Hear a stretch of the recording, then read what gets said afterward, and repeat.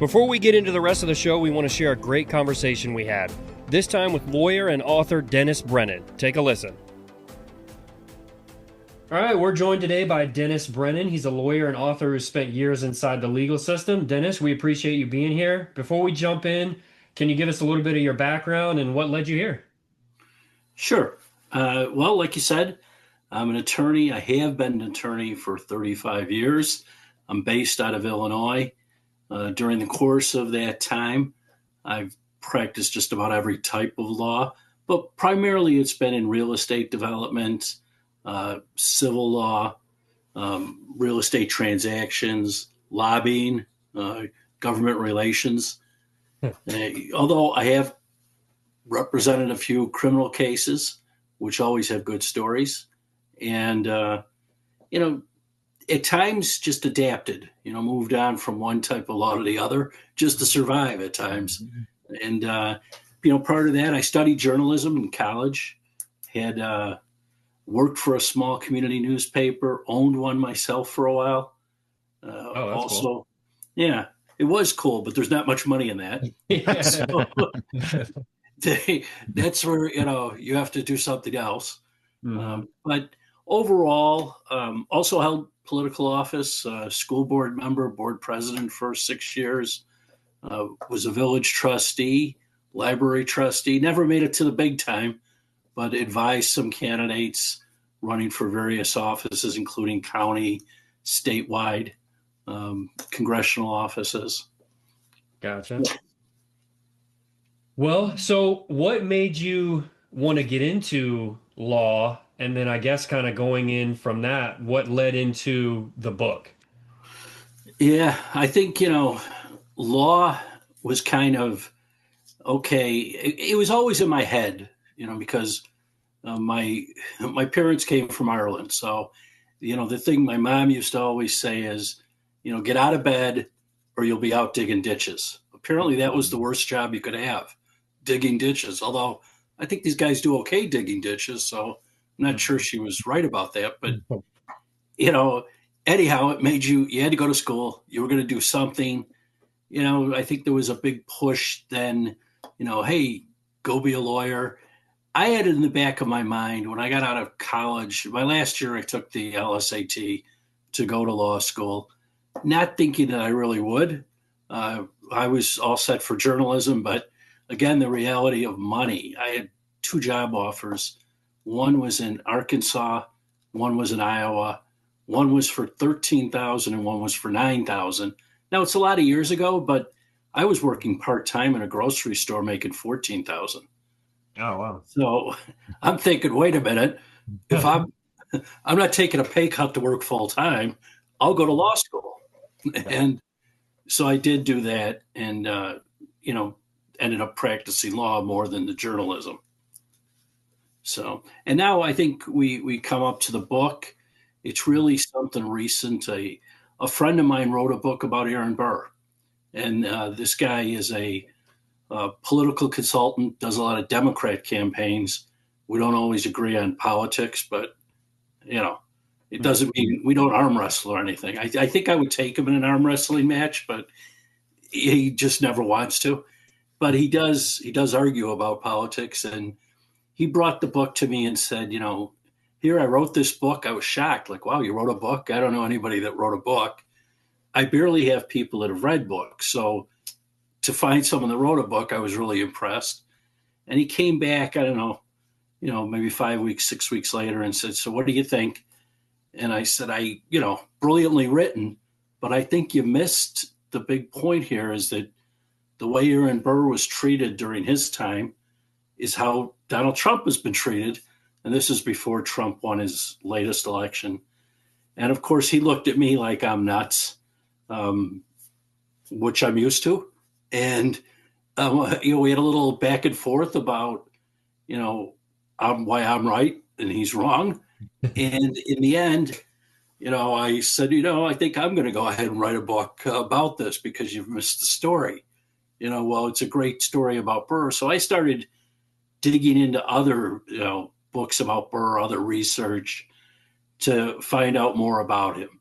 And I thought, boy, I know I'm right now. I've got a lot of this stuff compiled, which is tough. Once you start compiling it all, now you got to figure out how do you put this into some kind of a book format. And started writing it, and it went pretty quickly then. Actually, it took more time for, the publishing people to actually print it, to get it all set up, formatted.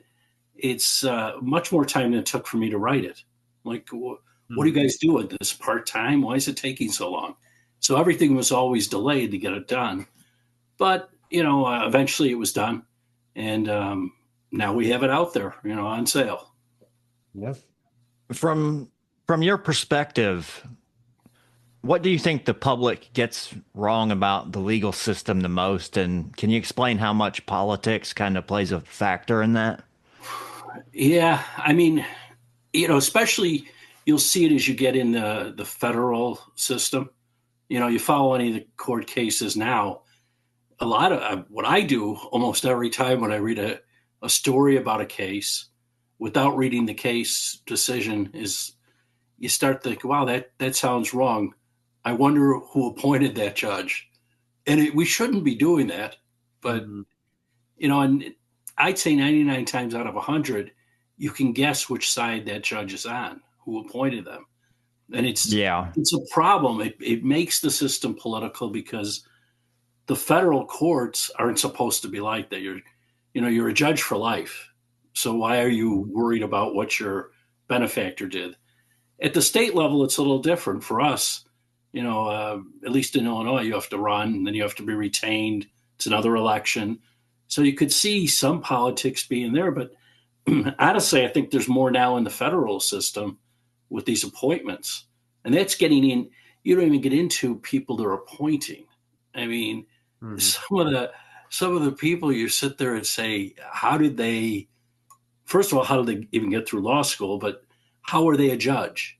And there's always been some of that where you go into court and you wonder, you can't say it to the judge because you can't tell them, hey, I think you're a fool.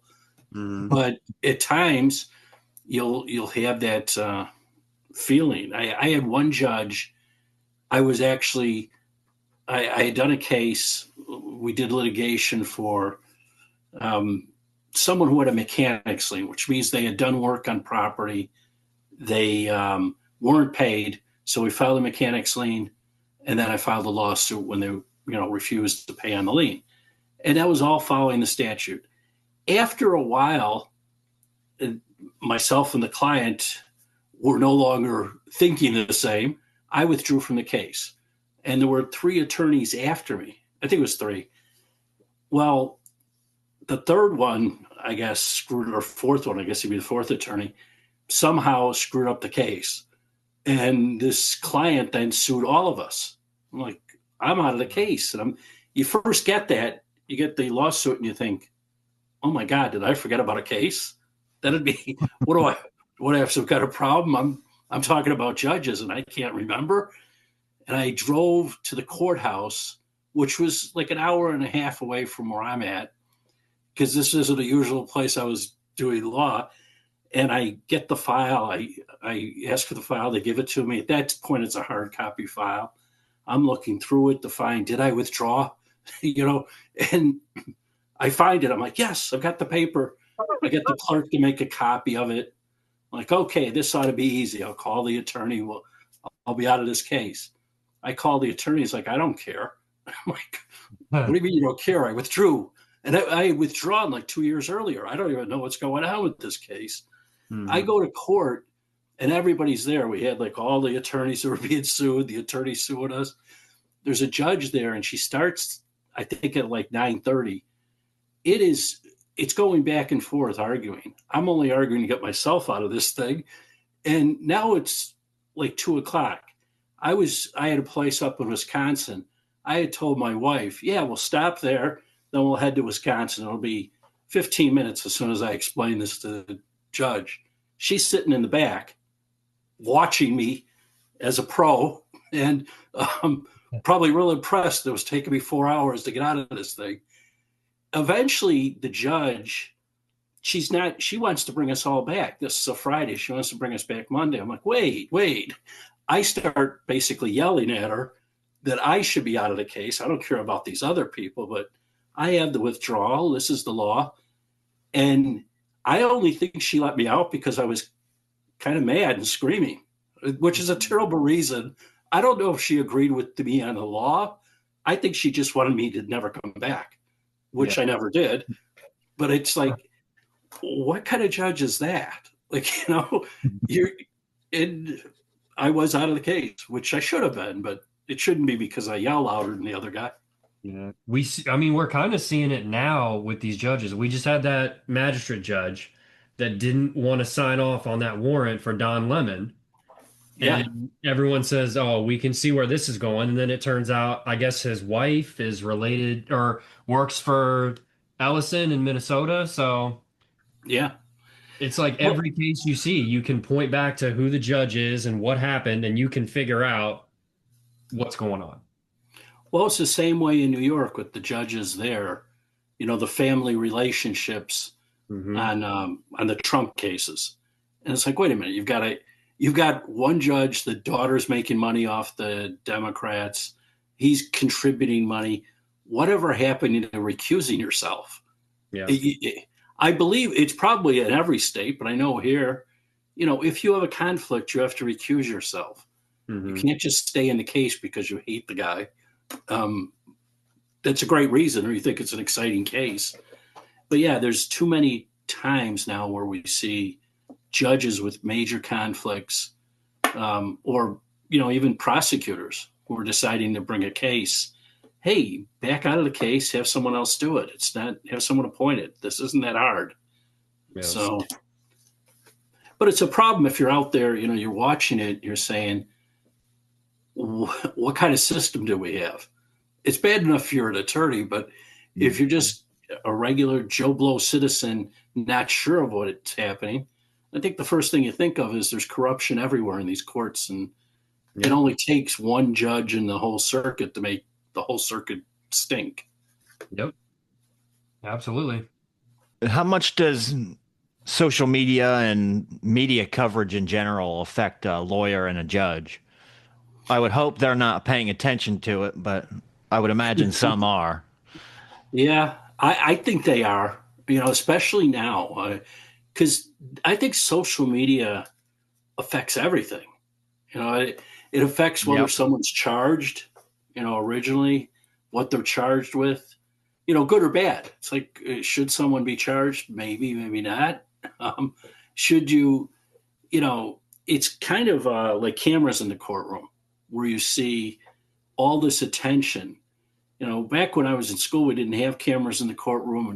And, they said the reason would be that attorneys would try to be Hollywood stars and act. And yes, probably would have. But, now I think it's mostly these judges. I saw, the famous one is O.J. Simpson with Judge Ito.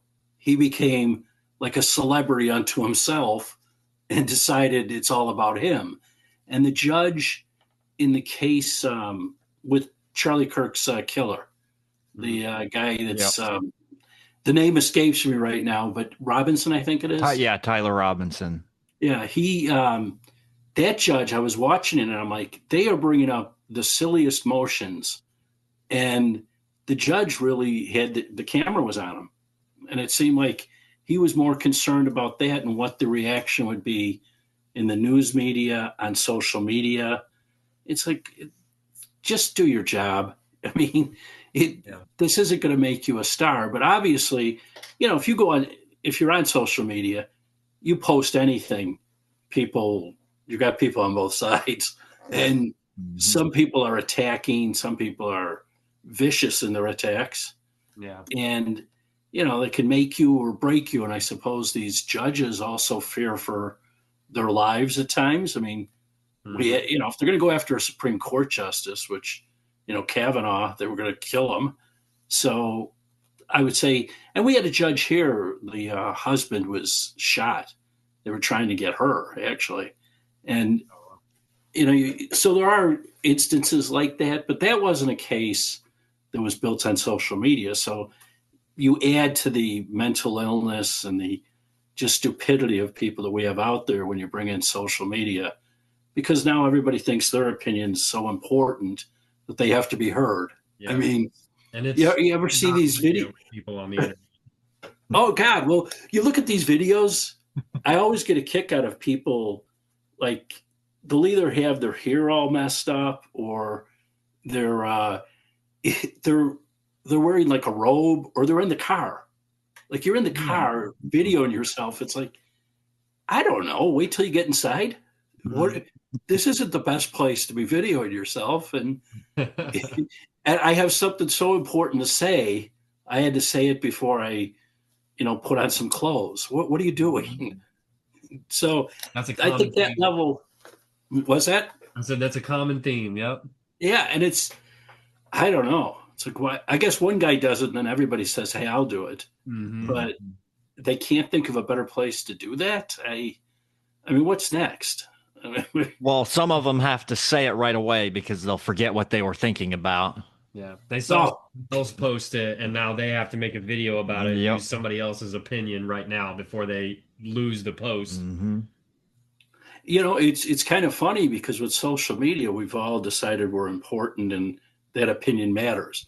I guess there's some good to that because before it was so locked down with just the major television networks. Years ago, that's all in the newspapers. Nobody else could really have an opinion because you couldn't get it out. Unfortunately, we've gone the other way now. Everybody has an opinion Yeah. and they're sharing it. And I don't know which one's better. Maybe they're both bad. It's like, I think we should have more opinions, but not on every subject. Yeah. There's definitely some people giving their opinions that shouldn't be voicing them out loud. But and then there's the people too that they are very loud about their opinion, and then when you try to fact check them or just have a conversation with them, they immediately start calling you names and telling you you're a bigot or you're racist or what. Like they're allowed to have the opinion, but you're not, basically. Yeah. Yeah. And that failure to distinguish between opinion and fact is amazing. It's like we see it now with the latest Minnesota shooting. I don't know. I've seen these videos. I can't really tell what happened. I see, either. I wish I could, and maybe we'll get if they have any cameras, maybe from the officers, maybe it'll be better, but I doubt it because those cameras are always moving around, and it'll probably be just bodies, up against each other. And a lot of them are looking down, so the cameras will be looking at the ground, and you won't see much. But you have these people on social media all weekend who are so convinced of what happened, and I'm like, aren't we watching the same video? Because I don't see this. It could have happened that way. I'm not sure, but I don't see that. And if you say that, it's like you're the bad guy. It's like I'm just asking that you show where that is in the video because I don't find it. Yeah. Exactly.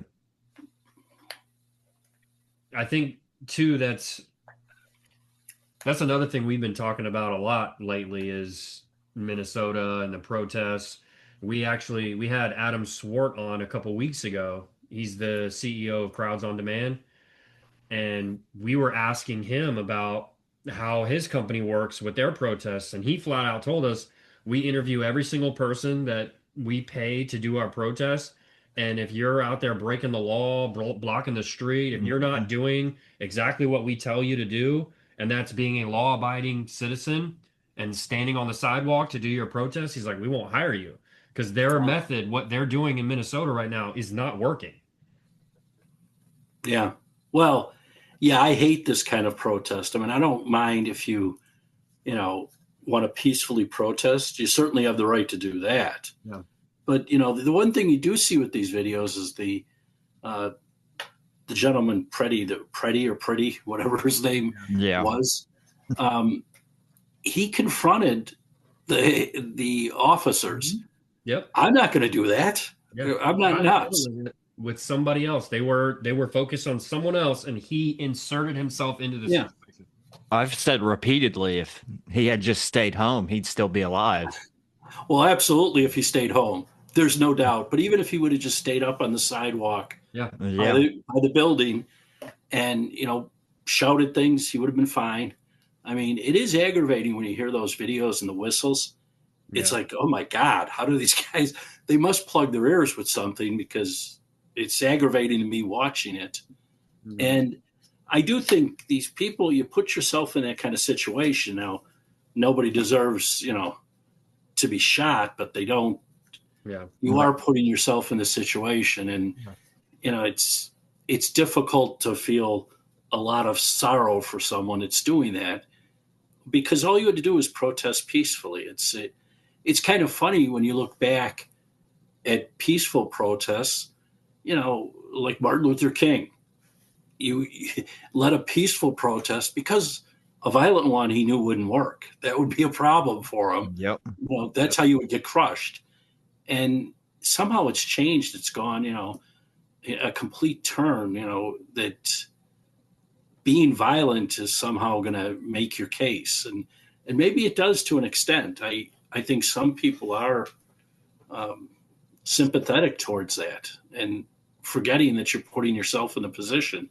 It's the same way if you see these videos on social media. We're back to social media and how it ruins everything. But there's a lot of these where people are stopped by the police. No, I've been stopped a lot over the course of my life. You get to a certain age, they quit pulling you over. And I asked an officer, I was coaching his son, and I said, I used to be pulled over almost on a daily basis. Maybe a slight exaggeration, but it seemed like every day. And now, I said, it's been 10 years. And he looked at me, and this is probably 10 years ago, and he said, well, you're old. You're not doing, you probably have something important when you're speeding. We're not going to pull you over. I'm like, yeah, I was always pulled over when I was in my 20s. And he's like, yeah, we had nothing important. So, I always acted respectfully, though. I still do if I could spend years, but you kind of know, okay, they're going to need my license. Where do I keep my insurance card? Things like that. Okay, I've got to give this to them. They're going to ask the same thing. Yeah. It's a minor inconvenience. If you just cooperate, you'll be on your way in 5 minutes. Yeah. But people now, I see these things where they say they don't want to, they'll show it and say they don't have to give it to them, which is wrong. It's false. Yep. And then they'll say they want a supervisor out there. Yes, let's waste resources. We'll have the whole police department out here to solve your little problem of speeding or whatever you did. A lot of times the police will just, say, okay, if you're acting normally, because they're really just checking to see are there any warrants on you. They're not really looking to go They're to looking for traffic. major stuff. Right. If you cooperate, I'd be willing to bet it's at least 75%. They just tell you to get out of there if you cooperate and you didn't do anything really wrong. Yeah, I think you're right. If you're obnoxious, I think you're going to get a ticket. It's kind of like you're asking for it.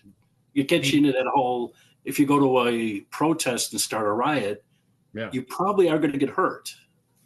I don't think most people realize you don't fight traffic infractions or any rules you broke on the side of the street, though. You fight them in court. Right. Yeah, I think, most of us probably do think that, but the ones that are getting videoed seem to have this idea that they can adjudicate it right there. Like somehow a supervisor is going to come out and take my word as the driver instead of the police officer that works with them. Right. Even though it's on camera. Right. Yeah. My favorite ones are the sovereign citizen ones. Yes. Right. It's like, what the heck is that? Mm-hmm. They're like, I'm the sovereign citizen. Okay, well, you still have to have ID. Right. You're driving on these are our streets. I don't know what country you think you're part of, but they're public streets. We're going to make you actually follow the rules. And it is amazing when they come up with these things. And I think, who told them that? I don't know if they got this out of the internet or, who preached that kind of silliness. that, because it's almost like these protesters. I mean, I look at them like they're pawns in this game, right? I saw where the governor of Minnesota was urging people Saturday. It's a video out there where he's urging him to fight, and they, get out there, and he's behind a gate, probably at his house, Yep. With security. Yeah. right. Yep. And he's not out there leading them. Mm-hmm. I said that on our last episode, that he's using them to fight his fight for him. Yeah, and I think a lot of the politicians are. Now, that's not leadership. Leadership, but I'll use King again, Dr. King. He's out in front. Mm-hmm. He's walking with the crowd, holding, arms together, saying, "Well, if they're gonna do anything, they're gonna do it to me too, and I'll go to jail with you. I'm gonna be out there fighting for what we believe in." What are they? These people now, the politicians we have now, are the leaders of these movements. They're sending out what I consider pawns, what they think are disposable followers. They don't matter. And that's the real sad thing, because these, the woman Good, who was with the car and was shot, and now you have this guy. It's like you had some value. I mean, you had family, you had a life, but they're treating it like you don't have anything. Like, Governor Walz is too important to be out there. What did you go out there and belly up to the officer and see how that goes for you, Governor? Yep. They don't. The Renee Good one too. That one I think was a little more clear cut than the one we just had with Border Patrol. But even that story, as soon as it came out, they immediately rushed to the podium to say, "Oh, I shot somebody dead in cold blood right in the middle of the street." Right. Instead of waiting for all the facts to come out and figure out what happened, it was condemn the ICE agents right away. Yeah. And it's, the thing, I've always wondered about this, even in local shootings where we have police that shoot. And it's a tremendously difficult job for an officer. They have to make the decision so quickly. And I've always thought, it's not, even when they shoot, is it really murder? Are they really intending to murder someone? I mean, I think there's a big difference between, the guy that shoots his business partner in the head, or, poisons his spouse or something. He's intentionally trying to kill them. Yeah. Here, the officer, and maybe what happened in this one the other day, it may have been some kind of accidental shooting. I keep reading that the one officer took the gun and it discharged accidentally, perhaps, although I don't know if there's been an official report saying that. And then other officers there thought there was a shot and fired. Okay, you shouldn't have. It's negligence. But we have doctors who are in surgeries that make a mistake and the patient dies. We don't go in and cuff the doctor and say, "Well, you killed him." Yeah. Well, yeah, he killed him, but he didn't mean to kill him. He just, we hold the cops to these, standard that nobody else is held to. And I think if it's a mistake, it's a mistake, and it'll be an unfortunate mistake. Yeah. But now if there's some officer out there intentionally shooting bad guys or what he thinks are criminals or whatever, then we got a problem. He's committing crimes too. Yeah. Well, before we wrap up, I want to ask you if there's anything you're working on next. Like, are you planning on writing another book or anything? And then, if you just have any final thoughts. Yes. I mean, I am writing another book. I just actually finished one and sent it off to the editor. For now, I'm going to stick to those comparison ones with historical issues. But so I sent that one off. I started writing another one. I'd like to get that done rather quickly too, but it's not just me too. I have to wait for publishing and editing and all that stuff. And then they'll tell me, I wanted to actually send this last one out around Christmas, and I was told, well, nothing sells around Christmas unless you're going to do a Christmas story. I'm like, well, why didn't you tell me that? I didn't. We could compare Christmas from years ago. I don't know. We'll come up with something. Yeah. But yeah, I plan on continuing to write books. I like the process. Always liked writing, so this actually it makes it easier to do now, I think. And whether enough people read it, I don't know. It's eventually, hopefully, people read it, but Yeah. I'm going to write them I'm whether. getting a copy of the Aaron Burr one. I definitely want to read it. I had never heard of it until you reached out to us. Yeah, But yeah, I definitely want to check it out now. it's difficult to get the word out. I appreciate it that you guys are willing to have me on. Podcasts are a great way to do it because I guess social media too. But Yeah. And I'm trying to readjust with that too. I found out, the first people that I was working with weren't great at publicizing anything, and now I have someone doing that, and hopefully this will be better as we restructure. I feel like I'm, a football team that maybe won like 3 games, and now next year I'm going to restructure and try to win 10 somehow with getting better people. But yeah, it's a good process. I do like it. We do have it. It's available at Amazon. It's available at Barnes and Noble. It's also available at other stores that, I'm not sure all their names, but I know those two. And my own website, which is authordennisbrennan.com. Okay. Awesome. Well, Dennis, we appreciate the time. We'd love to have you on again in the future if you're interested. Sure. But yeah, we appreciate it. Well, thank you. Thanks a lot. Yeah, absolutely. Yep. Great to talk to you. All right. Take it easy, guys. Have a good one. Yeah. Bye. Bye. I really enjoyed that interview with Dennis. It was a good chat. We didn't have a schedule of topics or anything like that. We just hopped on the video chat and started talking. I recommend everyone check out Dennis's book. I just started reading it a few days ago, and it's pretty good. There's a lot of similarities between Aaron Burr and Donald Trump's stories. We put a link in the description to help you find Dennis and his work.